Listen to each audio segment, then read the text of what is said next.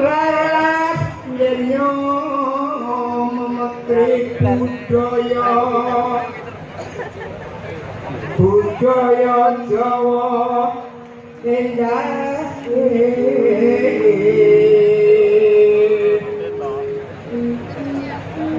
Janokan putri luhur ya iku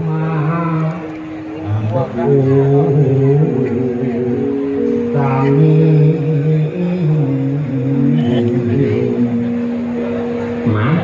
mangesti mring kawasa tata sarta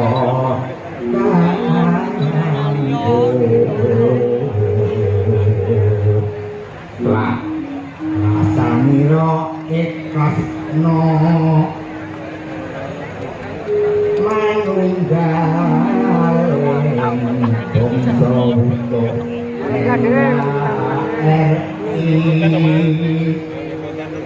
Onoro kupun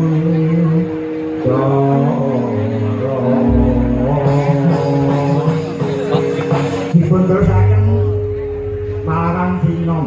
Oh nggih.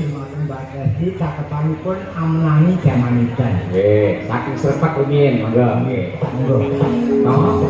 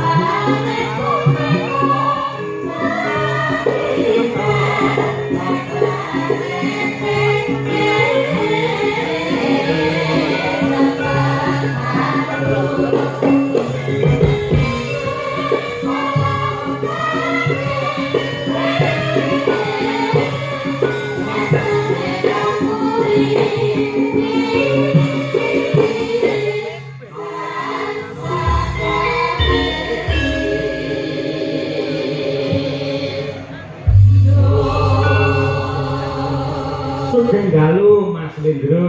Sugeng dalu Mbak Cangik, Mbak Limbo, Mas Andi TB sehat nih Mas. Alhamdulillah pangestunipun panjenengan pikantuk sehat walafiat dicangik Bu Limbo. Alhamdulillah.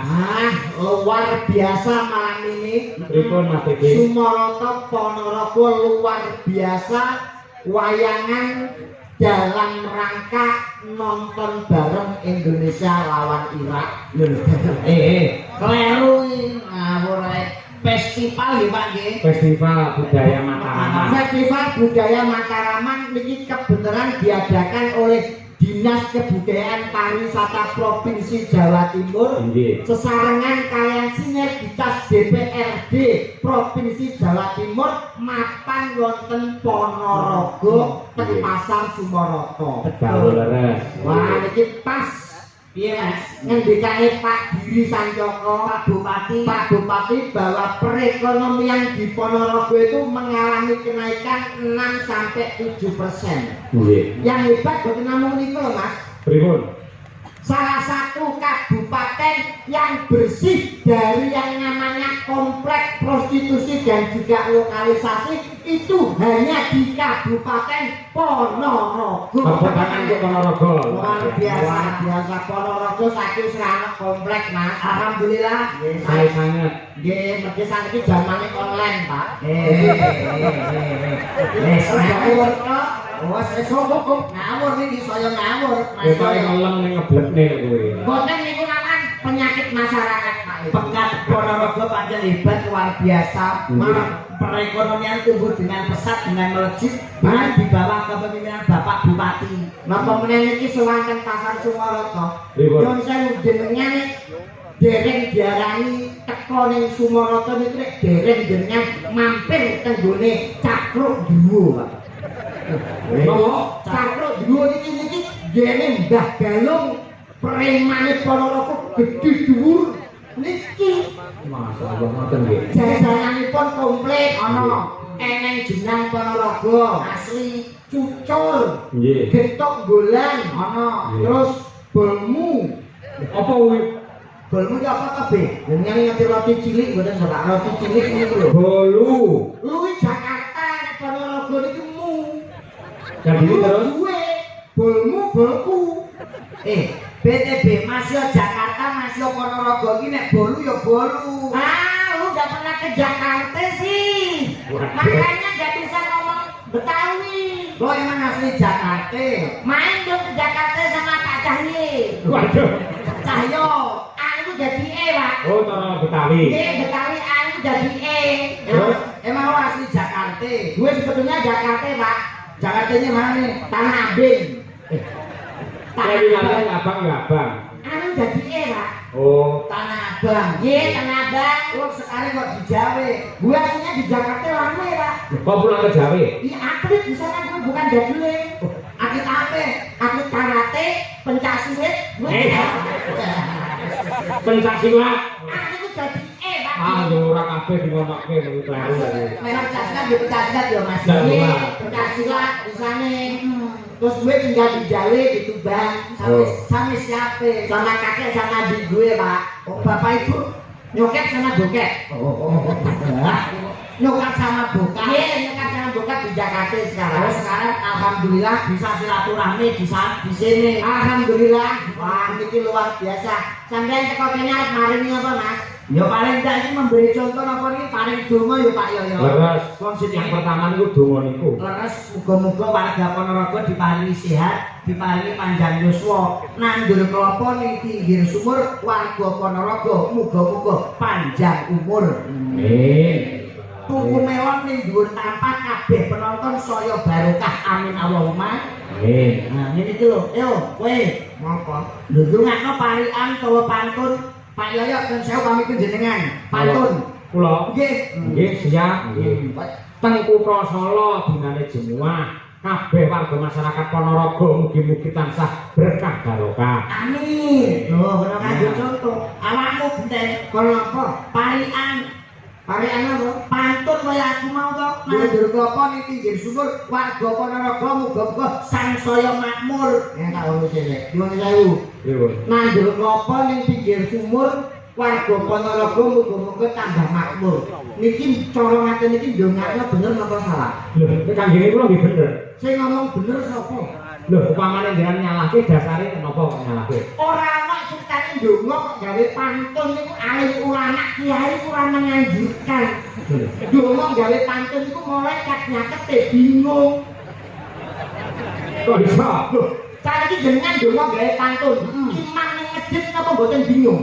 Lha kok iso bingung? Saiki Allahu Akbar. Budal sekolah mangan es krim bismillahirrahmanirrahim main jadu tengah alas full audu biro bindas iki salat bare jam piro ndonga niku sing biasa sing bloko sutok masyarakat mriki paham oh ndongane pripun pamane nek jenengan ndongane iki yen mugi-mugi sedaya warga Ponorogo insyaallah pinyaringan gagas kewarasan amin aduh saka bilae cedak rezeki gampang anggone golek sandang papan lan pangan ayem tentrem ndonga gawe pantun lah sing kula ben indah ngono wae ya cak-cakane niku wonten Pak oh papan ngoten nggih nggih tadi donga iki kudu nganggo pantun ora entuk tapi ya paling bahagia iki kaya panjenenganipun Mas Dalang Mas Yoyok Mas nyambut gawe iki nek ditunggani karo garwane iki saya barokah cara keluargane sakinah mawaddah warahmah amin nggih boten Pak nggih leres seorang pemimpin yang patut kita apresiasi hanya beliau seorang dalang pada malam hari ini pagelaran pimpinannya ya Pak Cahyo Pak Yoyok iki nah kuwi ngono nggih gawean sing paling abot ya Pak Yoyok nggih to Mas leres nggih dalang iki apa gaweane abot dalang abot sing ngomong dalang abot coba aku ngene dalang dok oh 80 juta kare 100 juta abote kon ndi sing aku sing protes sing jenenge dalang iki wis saka sirah nganti tekan ngisor kabeh kerja lho Mas iki mikir mripat nyawang wayang iki ambekan nggih lirung terus kelambi omong sengiutuh suluk sengiutuh nyuwun sewu kabeh mikir mripat ngawasi tukang kendali apa ora ngawasi tukang kendali itu boten ngawasi ngiringi wayang blesek Pak lho mboten niku tok tangan kula sewengi ngubahke wayang sabetan iki ya kok tukang gendeng apa boten ngubah tangane nah niki sing beda napa kula niki njejak keprak sewengi entuk jajek-jajek yang nganti kleril njejak iso malah iki dilopok lah tukang jaipong lha lho kendang jaipong isi kira niku melobak dengan pamer dalam ngono terus sindene sakmene kaya apa bisu tapi abot kok dalang ki lho Bek nyuwun sewu tak dalang niku abot kepenen abot nek abot nyapa ben-bengi tanggapan nek abot arene ngomong ini adalah tanggung jawab mergo dipercaya kalian pemerintah ing Provinsi Jawa Timur DPR aku gelem radio kudu nindakke amanah abot kaya apa tak lakoni kanthi ikhlas nyuwun sewu dalang itu profesi yang enteng kula bener ki sing abot niku prosesnya untuk menjadi dalang nggih apa mboten bener lagi cocok ngono agak abot tanggung jawab ngono ya sak suto ditampa kowe ngomong aja glada aja ngawur nyuwun sewu lho Pak Yoyok kowe iki bengi iki nek ora ana wayang ora nek Pak Yoyok arep melu sapa nyapa lho kabeh iki yoga sinden tanggung jawabe Pak Yoyok kabeh yoga sinden tukang son iki wedi karo Pak Yoyok malah ngomongi sapa ana sisuk sing wedi oh hei gajah yoga sinden tukang son kabeh wedi dengan maning entak iki perang Guntoroyono waduh perang sapa kuwi perang Arjuna karo Prabu Hanacaraka niwata kawaca niwata kawaca wong kowe iki lho nek ora nek Pak Yoyok nek ora nek wayang kuwi arep melok sapa bengi iki bayaranmu iki Pak Yoyok sing nyekel sing gawa iki Pak Yoyok lah dari sapa sing bayari ya tidak sampai satu budaya Jawa Timur kok Pak Yoyok itu perantara ibaratnya koyo bank lho maksudnya bank ya disetor ning Pak Yoyok diweneni ning aku iki ora berhak apa-apa sik saka panitia diparingi aku to nggih upamane ora tak paringi jenengan lak rentuk rezeki nyuwun Bu Kesi mari Bu Kesi Bukesi tak omong iki jatah TB aja dimene Bukesi mending Bukesi manut karo aku ora mungkin iki biyen tilasanku ora mungkin ngawur-ngawur Bukesi kok sing kok ora nyawang karo gedokmu kowe gantenge kaya ngono mosok bukan si cantik suaranya apik kondak, mosok beruntuk gemuk kaya sampean. Pak kula ngomong nggih. Napa? Ganteng elek niku nek rabi sing digawe ora sirahe. Lha apane? Liyane. Ini aku jebak iki. Nggih, ning dase tetep kanggo. Kok nek kudune sing introspeksi iki diri iki kowe awakmu. Ya apa? Mbak Kesi wong antek seneng karo kowe kok ora ngelut jitokmu ora ilmu kowe boton tah. Nggih mboten Mas. Nggih. Lah kowe kok sombong nyuwun sewu lho nek Bu Kesi kali bojo kula sing sami iki nggih tebih bumi langit. Ayu bojone jenengan. Loh kok bojo kula nyuwun sewu lho. Titele Bu Kesi niki napa? Magister seni. Halah MSSN. Bojo kula niku titele SPDMM. Sarjana pendidikan magister manajemen. Sing ngomong napa? Lah niku SPDMM sekolah kedodil mergo meteng. Oh. Jadi aku pacaran 2 wulan bojoku meteng 3 wulan. Ini iki jenenge ora kena digo contoh. Tapi kebersihannya patut diacungi jempol, Pak. Bersih piye? Bojo kula niku nadyan kelek nyuwun sewu mboten sombong. Nek kemui nggih banyu lakuan. Lho, bojoku lah Bu Kesi paling kemui banyu pan, banyu sanyo. Bojo kula kemui banyu lakuan. Raduse gawe Fanta. Lho, aduse iki gawe Fanta, raupe gawe Sprite. Carike gawe ale-ale, Pak. Jadi perang-perang duwe direbung semut. Bawa telur ramo. Tapi lebih rasanya. Wes saya kocok kowe iki. Bete to sakandan karo gitu. Bojoku SH iki, Pak. Apa kuwi Lucy Brahman SH. Sarjana hukum. Son horeg niki ya. Kowe iki aja ngawur lho, iki bengi iki danyane ning gone Mbak Lucy lho, iki malah nyepelekke. Nyapa? Lah iki Mbak Lucy bayaranmu tanggung jawabmu ning gone Mbak Lucy, mbok nyek darani son horeg. Aku muridé Dayatno. Ora diwedi nek karo Lucy Brahman pep-pep. Nek bengi dodol mari Mas niki. Malu niku. SS ini gini awan PNS. Ini nyinden dodol mari Mas. Maksudnya mari Mas ini agar wong lanang liwat. Mari Mas. Mari Mas. Iki pelecehan lagi. Aku kok dadi Mbak Lucy ora trimo kok. Oh, nggih sami. Dasare dagelan gundul nek ora bacok mawon. Ha iya. Putra daerah wilayah Ponorogo kok. Nggih, Mun saya pirang-pirang kok. kuwi gimana Mbak? Lah iki lho, arep kepeleki sampean. Malah darani kok mburi kok Lucy koyo apa sales Yakut barang ngono kok. Lho nek potongane kaya son horeg, wow. Kaya son apa? Son horeg. Wow. Bapaknya gawa kompresor. Ngenyek. Piyae sing siji apa piyae sing ayu lencir kuning ya niki kok. Lencir kuning iki mripatmu kakarak kok piye. Potongan kaya celengan Semar. Ayu nggih Pak Yoyo nggih. Cantik, luwes, kemes merbawani. Nyuwun sewu selamat malam Lujeng Dalu Mama Lucy. Selamat malam. Pripun kabaripun Ibu? Sae. Wah, kiai kok anu sing ngeten nggih Pak Yoyo. Nggih. Ngene iki lho kula kanggo contoh. Alu sapa alu nek wayangan. Dajal nyorekan kebayak ditotok karo ngowo. Wilujeng dalu Mas Cahya pun tadi. Nggih, Mbak Yu sugeng dalu. Mugi tansah pinaringan kesehatan panjang yuswa lan kasuksesan panjenengan sekalian dalu lan sak kanca. Amin ya rabbal alamin. Matur nuwun donga pangestunipun. Matur sembah nuwun sampun ngregengaken acara wonten wilayah Sumarata khususnya kami mewakili warga masyarakat Ponorogo luar biasa merupakan suatu kehormatan. Matur sembah nuwun. Nggih, semanten ugi kula ngaturaken panuwun dumateng Mbak Lucy Brahman. Mugi-mugi tansah pinaringan sehat walafiat. Dawak sami-sami. Panjang yuswa. Murah rezeki. Amin pangestunipun. Apa Bi? Ora iku ditabrak bis jaya. Kok bis jaya? Lah kowe manggonmu ya kono sirahmu kok. Sing ngerti nggaweku ya iki. Iki sing asli wong Jawa Ponorogo sing paham tata krama ya iki. Nyuwun sewu jenengan niku ndamel gelungan, kebaya, jarik, paling gak sopan santun tetep dijogo. Nek karo ngendika karo Mas Yoyo niku ningali pawakan. Nek awake cilik iso nyuwun sewu Mas Yoyo jane mboten pinanggi. Nek lembu iku aja mengguri. Lho, yo nek sing ngerti kae ade omong-omongan, sing ngerti kaya pitik endok. Lah iki piye? Nyuwun sewu Mas Yoyo pripun tawarsipun. Jane mboten pinanggi lho Mas. Mengarep. Oh, malah mengguri. Nyuwun pangapun sedaya kalepatan lho Mas ya.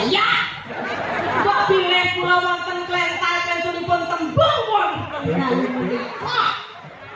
Matur sembah nuwun sampun kagengaken dalu menika. Mbah lu. Kaya nonton. Matur suwun. Sadar kene coplok lho. Aja baker-baker. Lah kene iki kuwi ora baker-baker dayaku kok mesti musik ora apa mesti. Lah kene manajer kok ya mesti wong iki gaya bangga di bojo kaya Mbak Lucy ngeten lho Mas Yoyo. Wong lanang iki nek di bojo kaya Mbak Lucy cerdas, pinter, PNS, tur bumi setiti. Lho, bojomu iki gaya kaya Mbak Lucy ditukokne gelang ngene iki lho. Tenang, bojo lemung kuwi ora dilingoni ya panggah gede sedhe. Buke siku ben tok uyek dirabi karo Mas saya pun tadi ayem ya anake sopo. Tengere iki Ayem apa? Jangan melihat dari fisiknya tek diopeni terus ayem. Justru ngaten iki nyuwun sewu awakmu niki malah sing tekok bojone. Lho kok iso tekok lho? Mesti duit dul dikene kabeh. Ya toh, entuk blonjo, entuk bayaran gaji dikene kabeh. Mulane wong wedok rusak mergo panganan opo ditukoni. Salah koyo ngene iki lho ngono ki tengere wong lanang sing gelem moyake wong wedok dem bener. Oke Pak Cahyo kuwi seorang suami yang setia. Piro kaya-kayane Mbak Esi sing dicakap. Ora kaya kowe. Rupane kaya kurwo. Idoni Bojone dope mati sisih. Apane dope? Mati sisih. Mangane bojoku peci ngopi. Isih. Lha rumangsane. Iki suwane Ponorogo ngaturke apa kok malah padu ae. Lho kowe lho semarai ngaturne apa? Ayo mari jenengan maringi napa kagem warga Ponorogo Nggih, sing apal lak Mbak Lucy. wis akeh sing iso. Pancen nyanyi, wah wis ngerti. Budane Mbak Lucy zaman biyen penyanyi anu Pak orkes. Nggih. Wah kok begitu nyanyi patang lagu tidak dibangun rumah Pak. Kok iso ngono. Tenan sing ngantem boto, semen, pasir. Lah dadi bener kiai mriki niku seniman banyak konco-konco dalang rawuh dan kawan-kawan. Di sini juga ada campur sari kondang. Betul. Pimpinannya Pak Mantan Wabu. Nggih. Saya ingin pinter nyanyi kabeh. Wah hebat luar biasa. Nggih, niki nggih asline nggih mriki niki. Oh, asli putra daerah Sumoroto nggih. Jadi Pak Cahyo tadi juga benar dawuh Bekasi untuk rezeki luar biasa. Sebenarnya Mbak Silvi itu sudah tidak menerima Joko Ayang. Nggih. Tapi karena tujuannya Pak Yayang naik, Nggih, Mbak nggih. Silvi beli akhirnya balik ketemu cintanya. Sesuai janjinya kali Mbak Esi ya. Nggih, Mas yo. Mbak Esi janjine sumber lek wayangan lagi di Ponorogo nekane Mbak Silvi. Nggih. Mami Lucy kali kula. Lah kowe melu sapa? Kembali sopo? Sapa kowe? Aku mah di Pak Yoyo ditelepon dari provinsi. Aku yo harus TB. Lah kan ini Aku karo Mama Lucy wis jelas. Ning alun-alun Ponorogo karo jenengan. jelas. Sesuai janjinya Pak Bupati. Tiwas bunyal ora cekel iki lho sapa. Jenengan telepon sinten? Langsung EO dari provinsi. Sampeyan? Iya iya. Sampeyan? Aku Mama mau Lucy. payu pimpinannya EO ini. Lah aku mbok telepon lho, Mbak. Ya ngomong B tanggal 11 ing Ponorogo wayangan Mas Yoyo. Kowe ditelepon piye karo Mbak Lucy? Aku kan dia nomor teleponmu kok. Lho, sing telepon aku sapa? Lah aku yo duwe nomormu. Telepone piye? Telepone B tanggal 11 wayangan ing Sumoroto dalane Pak Yoyo Cahyo Kutadi. Lho, kowe kan ora kon dagel, kowe iki kon nonton Pak Yoyo karo Mama Lucy. Kon delok jarine anu lho. Lah wis alamat yang ngono tegese. Jadi ngeten. Nyebut. Jadi kan awake dhewe sing terus iki ben medun. Heeh. Wong ora genah. Ora genah, medhun ora apa-apa. Lah ora apa-apa aku tok kene silaturahmi karo Mas ya, Mas ya. Nggih, nggih. Anggere pas lahir batin jenengan untuk ijol rezeki mangke. Tenang ya, Pak. Nggih, Dijoli tenan. dijoli. Sumpah. Sumpah, nggih. Watone kelas lahir batin lho nggih. Nggih. Ning ijol sosok ora mesti, ora kudu dhuwit, upamane keluargane jenengan diparingi tentrem, bojone setia niku ya rezeki. Masa. Mosok 700 nambah 12, Pak. Ya. Sing jenenge rezeki lah ya sangan pangan to, Mas. Ora mesti ngono. Lah, ora rezeki itu diajar angkat judul rezeki fakula nomor iki sing Oh, nomor barang. sing ngatur Gusti Allah gimana nggih. Wis mungkin yo ganti. Amin. Spesial iki karo Mas Ayo di tunjukkan spesialis yang lain. Apa Mbak nyanyi wis kulino, nari wis kulino, dajak ketoprakan. Iya, setengah rambani ya. Ya setengah rambani kok ya sithik tak pramen wae. Iki juga tak aturne salah kagem Kyai Sumarto Kabeh sedaya mugi tansah panjang yuswa matur sembah nuwun rampipun nggih. Bapak Ibu salam kangen kula. Dawuh boten pinanggih. Terus ini juga rawuh. Sinten menika? Bapak Kote Mas Yoyo Caksi Lovers. Rusi Brahman Fan Club Mbak Susi dan kawan-kawan. Terima kasih. Wah, pancen penggemar akeh kok ya, Bi ya. Lakone apa ketoprake? Nyuwun lakone apa, Pak? Derek jenengan. Pun niki anu mawon. Jenengan anu niki lore kurang tinggal. Napa? Jadi gambar wulan. Aduh aku ora sampean. Aku tak ngerti ya. Ora iso nonton iki. Iso wis kulino ya. Lakone anu ae, Mas. Lakone wes. Anu apa jenenge lakone Roro Jonggrang. Oh, Roro Jonggrang. Nah, Roro Jonggrang karo Bandung Bondowoso. Ki Roro Jonggrang ki pake Prabu Pikolo kan dipake. Kupolo. Kupolo mek sepat wae. Ayo, lakone yo. Nah, kowe dadi apa, Bi? Apa? Kowe dadi apa? Bandung Bondowoso. Oh ya, kowe dadi sing anggap jin iki dadi Roro Jonggrang. Oh ya, jenenge. Yo. Sampeyan rasan-rasan sing mergo pake dipateni arep males karo Bandung Bondowoso. Terus dhewean. Mudharasa. Mudharasa terus aku teko sampeyan ngrangkul aku terus nyambung aku tapi aku ketok gelem. Wis aku apa? Bandung iki ora iso. Musuhe awake kok. Nah, kok idoni yo. Biar Bandung kok idoni. Yuk, duduk.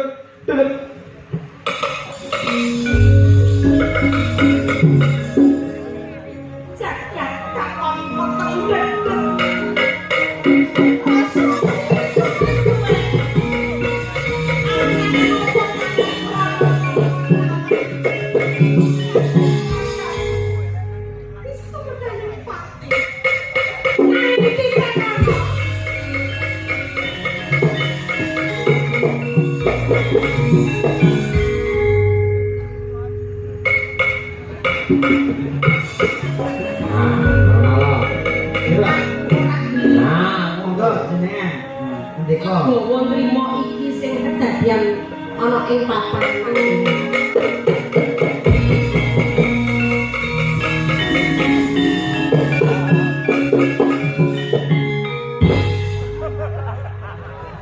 Takut-takut masalah bakul bakso kok piye? Jangan iki kenangan. Pertuan dadane Mbak iki Jonggrang iki ben ngomong Jonggrang, aku sing teko Jonggrang.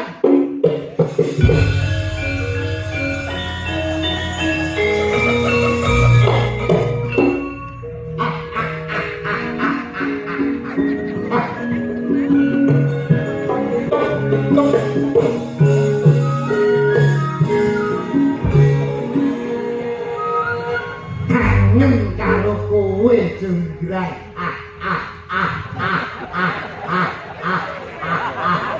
Guyu sarang-arangan. Lah, tak sengaja teko ning papan kene aku kangen karo kowe. Kathokmu isih tak simpen. Masa langsung koyo ngono. Jonggrang kok futsal kok iki kok jare kaya Jonggrang kudu nyimpen iki lho, Pak. Coba to sapangen. Bandung Bondowoso. Jonggrang. Ini bandungnya kocok ini. Nyapok iku. Ora nek Bandung kabeh ngono gede. Budal, wajah teman-teman sikil muluk iku. Lho, bulukane kurang siji. Iki bagi buntut to, buntut bakmu ngono. Iki yo sikil, iki kok wah, yo. Bandung kok kate adisen. Jonggrang. Sepet-sepet saune mentah diempet-empet saya ora betah. Aku teko ning papan kene tulung ladenono katresnanku ya Jonggrang. Wong ora ngilu karo ditoke dhewe. Nyapa? Supek nyawang rupamu Bandung. Apa aku kurang elek? Kurang bagus. Kurang aja kurang elek Pak ngono. Dadi wong lanang aja sok kededen rumangsa. Dhewe Pak, Pak. Apa? Iki lho dhewe iki, Pak. Seribu gamelan. Yang tidak karo Mardi kok bukan. Jeneng apa? Pak Gandrung bengi iki gelem ora gelem kowe jombrang. Rukun Islam. Gandrung peling iki lho. Sing roman-roman kan akeh. Karo ku ben iso ngalah lho Pak. Wah. Sinebut Pahlawan Putri. Alah bocah ayu kaya ayu banget to. Kantuk aja kurang ajar. Alah pertama. Terus iki salam. Sing kuning mutika tubang. Aja kaya ngono badok, aja kaya ngono badok. Kurang ajar. Terus aku bangun. Alat mojo kayak pikir jago yang babon. Terus aku nek pelak lho. Rasane kok kok Bandung. Aku tresno karo kowe wong ayu. Masuk kukute jagat aku ora bakal nampa katresnane Bandung. Sopo iki? Mbahmu iki. Biombang. Aduh, kangen karo kowe Biombang. Gandrungnya gerakas lho. Kangen kali mbane, Pak. Oh. Putra Kanjeng Sirolawe. Ayo ilingo Bandung. Apa dadi? Aku ora bakal nampa katresnane. Oh. Sampeyan nemu Bandung. Bengi-bengi ndelok kemut. Ya, kok budek. Emot kieling. Oh iya. Waktu ku kecil aku tak tahu yang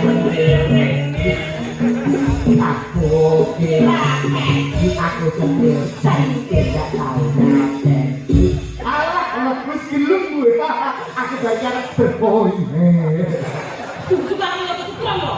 yo pragopo jonegoro manut to yo wong ayu Bandung. upama kowe kelakon dadi bojoku kowe bakal nyuwun apa? Mau 6 bulan. Ya kok. Ngomong kowe. Kowe iki ora juga galak bingung. Mas ya waduh kok jobrak iki pendekar pegel ora iki bapakku. Mbok pakeni. Gendang kuwi. Dendam aku. Alah dindangku bapak wis tuwa ya seneng asma. Nyuwun mati saiki entuk beras akeh. Wes Bandung. Yo kupu jonegoro. Mau Bandung mah. Bebel. Iya, kita bawa ini bebel. Wiratno. Wah. Kamu nasi langit kamu ayu-ayu. Bandung Bondowoso wis ora sambok terus milih nek ngalem dono. Buat nasi. Aku mau tuku kapan?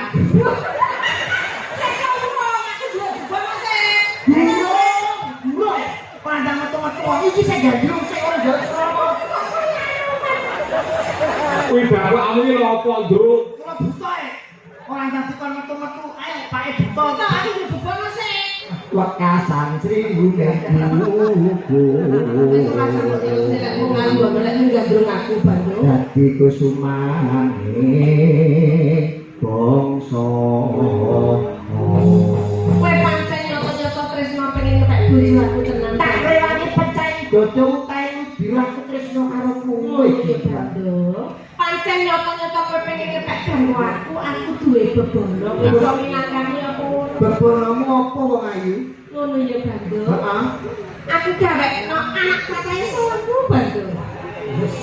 Anak sewu. Kambi kok Alah limo dengkul sayek kok ngono. Kaya yayang makan pertama kok. Wah. Limo dengkul geger kabeh. Dalem apa kowe? Nyuwun mbok gawe ke candi cacahe sewu ananging sadurunge parang esuk candi kuwi kudu dadi Bandung. Ayo mbok tek apa iso apa ora? Bakal tak turuti penjalukmu. Oh, Bandung ayo. piye? Toprak setek nyelot yo dengtang-tang dengtang-tang deng. Oh, tenan. Madan karet kalau ukur ngerawitan kok keleru lho. Mo nem.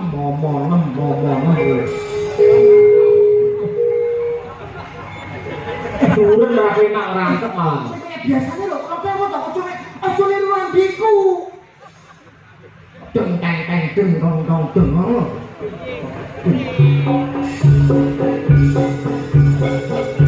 Ora gawe kantem iki tutuk. Bismillahirrahmanirrahim. Allahumma lakasuntu Rabbi kamantu Wa'alam ya'atul Birummatika ya arhamar rahimin. Kopak kapit setan ora doyan demit ora ndulit. Pesu mlengkung jenenge arep. Sendok mi jenenge supit. Nemplek ning kathok jenenge pecirit. Jin setan pripayangan metu aku Bandung Bondowoso. Ayo, dulu-dulu. Jin setan pripayangan metu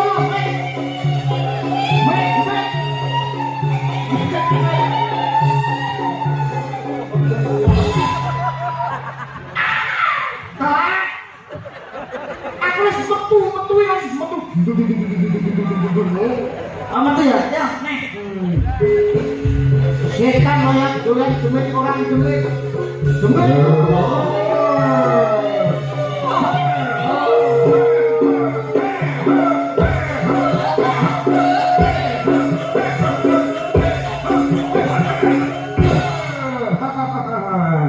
Sini matane dicek. Belek mandane sange ngerai kok apa. Bagai jauh. Tok tok tok tok.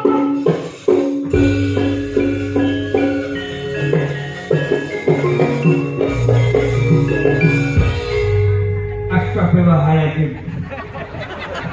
Ujung kok kaya ono apike. Kan iki ngangge songkok. Pun walap. Sing kaya jauh. Bun-bun injang kedawah sonten, kula benjang derek sinten. Lamaran kok piye? Aku njaluk tulung ya, Cing. Kula apa ya? Calon bojoku gelem dadi bojoku nek njaluk candi akeh 1000 ning suwengi kudu dadi. Aku nek matur karo Gustiku Jin sing paling ketuane Jin. Sanggup ora, Jin? Sanggup ketua Jin? Ketua Jin. Orang gurih ketua Jin loh, ketua Jin. Ya ampun, Jin malah ngiler iki. Entek yang jalan. Kok jauh panjenengan damel iki apa to lho? Gawe candi cacahe 1000, Jin. Oh, mengenai ngoten kula iki kudu dadi. Wah, ngandara heng-heng gawe. Sesek dongamu piye? Omonganmu ora cocok benes. Ya wong Jin untune metu ya ora jelas kok Pak, tak kok goblok. Kowe ora tau ndelok Jin kuwi apa? Aku duwe situs Jin. Ora tau duwe aplikasi Jin kuwi apa? Ya. Iya. Goreng. Aduh coba yo, ayo.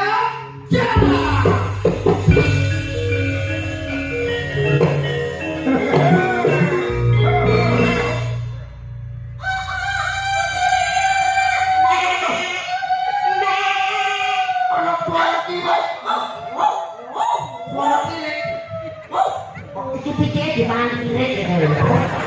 Suara pirek para esok sembarang suara pirek derok. Wes rambut kok durung sampo derok. Wes rambut joglan salah iki joglan.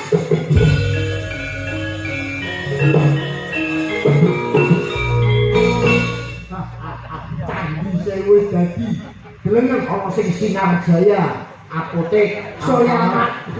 Pinggir candine tapi iki kalau iki rukut lho. Jaket candi. Kuwi tenanan. Wes hitungan. Iki sisa minangkang apa sing dadi panyuwunku? 1000 candi wis dadi. Coba tak hitungi ya Bandung. 1, 2, 3, 4, 5 kaya cacahe ana 500. 500 sing sebelah kono. 1, 2, 3, 4, 5 cacahe ana 2000. Kowe. Ya oh jalan saya Kalau itu 1000. Oh, 1000 ta? 1 2 3 4 5 6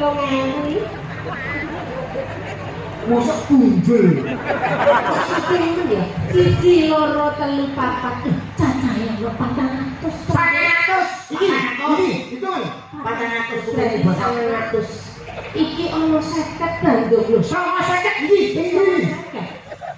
Iki ono 400. 50 Orane piro di? orane Piro di? 49. Papat songo. Pah marai iki lho pang digede-gede kaya barang iki. Kurang 1000 bandung. Gede kan dine. Bangen tak akhirnya? Banget teh iki. Wis ora usah ngendho kowe. Tegese ora iso minangkani apa sing ndak suwun Bandung. Kanggo dayepe 1000 candi ora ngono yo. Ya mung kowe. Ae.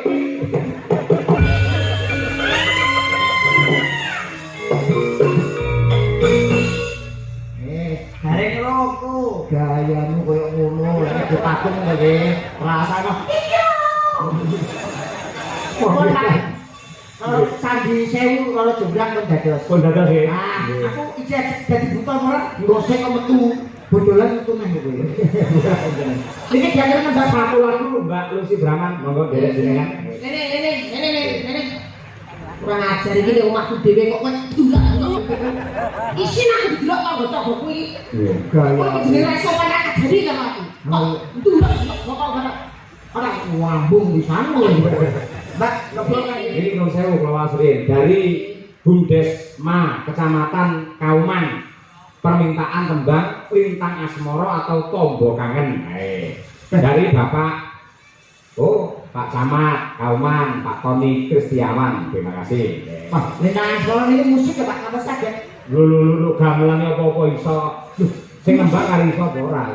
Musik Coba apa? bilang. Loh, nek kula santet kok Pak. Iya. Lulusan Indonesia mencari berkat ya, mosok ra iso. Bapak. Ini saja. Lintang Asmoro. Bagus. Oke, Lintang Asmoro. Wah, iya. Selamat dengan telah TV. Nggih. Oke. Monggo dipunaturaken Lintang Asmoro. Dadah.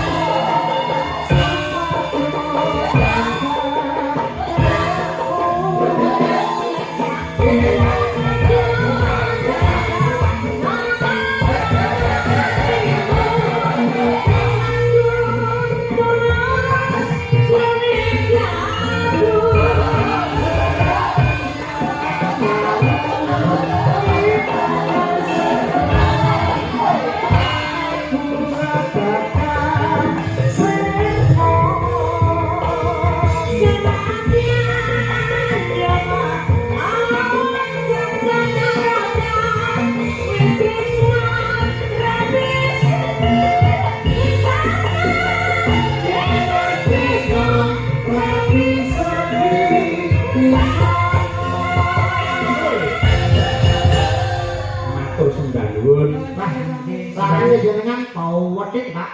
Nggih, wonten kados mekaten. Semarang, Pak iki. Nggih, meh nggih. Ugi ngaturaken sugeng rawuh dumateng keluarga besar saking Taman Budaya Jawa Timur di Surabaya. Mas Bambang DS dan kawan-kawan ngaturaken panuwun. Insyaallah benjang dipunlajengaken dengan event yang sama nenggih Festival Budaya Mataraman wonten ing Ponorogo. Ning wilayahipun dereng dipuntemtokaken tanggal selangkung Oktober Mas Titi. Oh nggih, ya. Lah kangge njenengan wekdal mangke kalajengaken wonten ing goro-goro nggih Mas. Siap, Ampun tak mbatetne gelaring crita. Monggo. Sugeng lenggah dumateng para pamirsa.